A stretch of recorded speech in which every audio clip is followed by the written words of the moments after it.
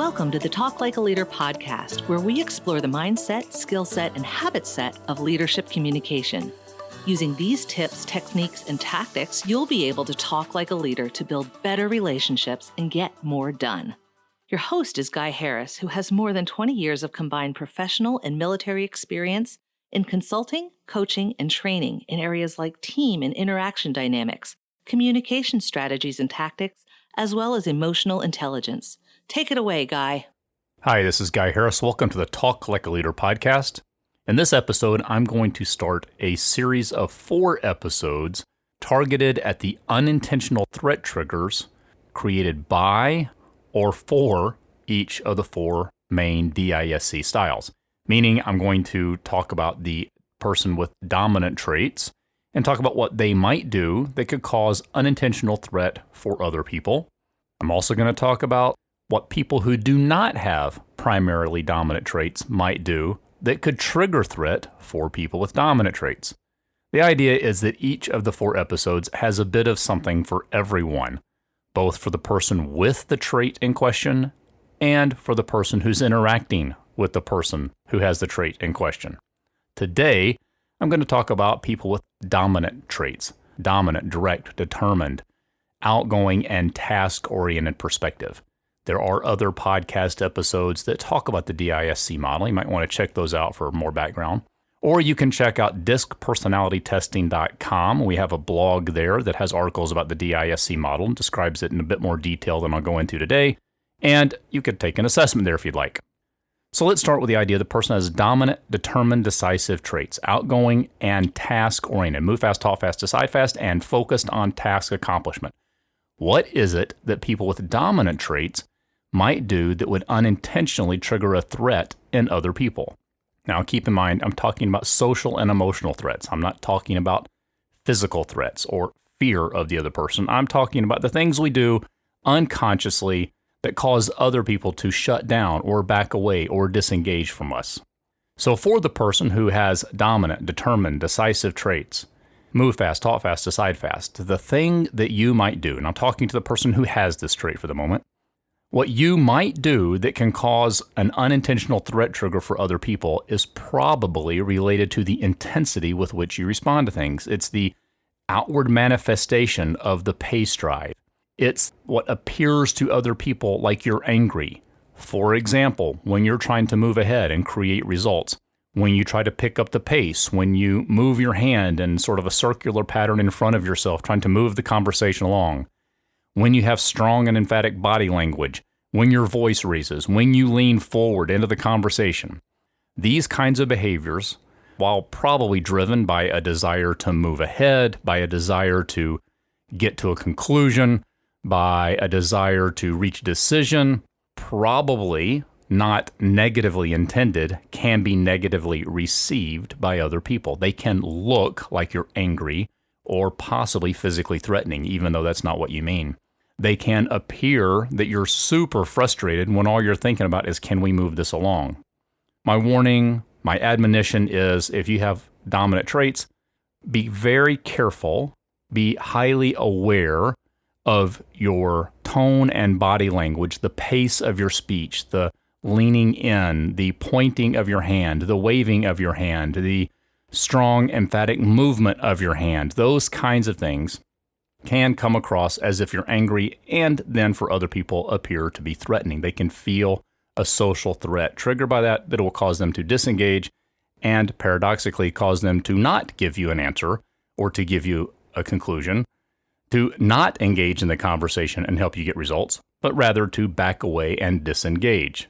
If you can get those behaviors under control, be aware of them, you improve the odds that you don't unintentionally trigger other people in a negative way. Now, for people who are interacting with a person with dominant traits, if you would like to understand how to better avoid triggering the things I just talked about in them, because the behaviors I just described, the moving of the hand, the pushing for conclusion, the driving for results, the picking up the pace, the louder volume and intensity of conversation might be triggered for them by the fact that they feel a threat. Again, not a physical threat, a social emotional threat. The the feeling that their needs are not being met, and so they have to act in a more emphatic way to make sure their needs are met. So let's back up for a minute and consider what the needs of a person with dominant traits tend to be. They tend to be choices, challenges, and control.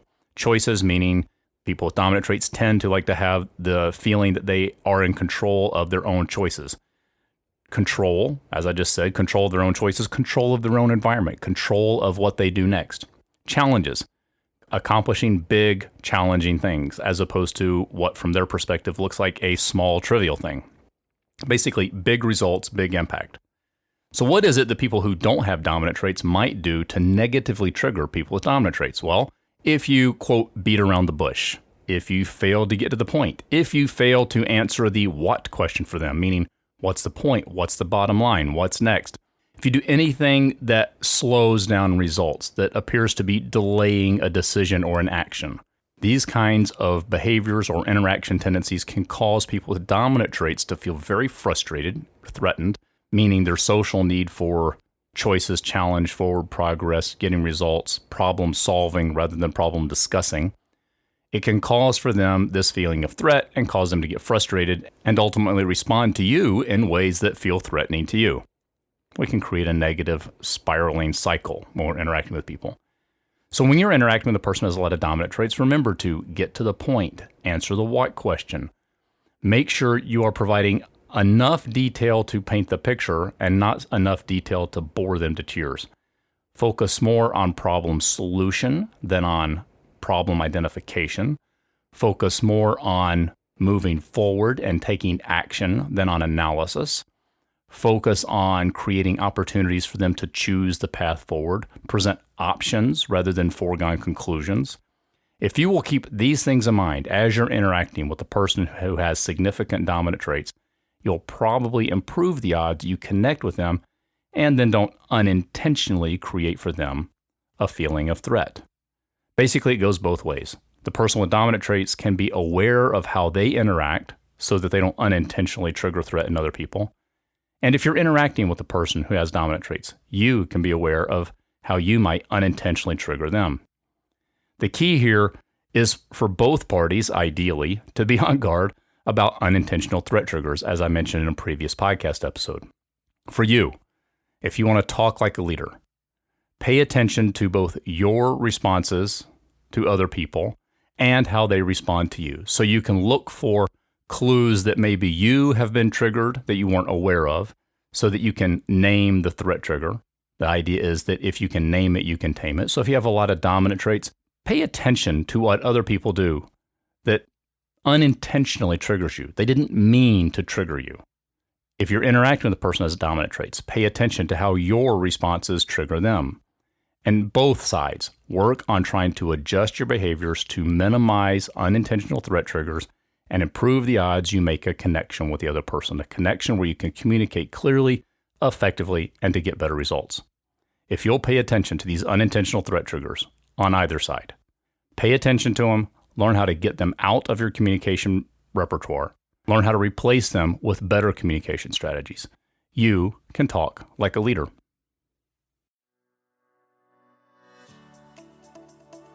This has been the Talk Like a Leader podcast. You can listen to this show every week wherever you get your podcast. If you haven't, be sure to subscribe so you never miss an episode. I'm Guy Harris, and thanks for listening.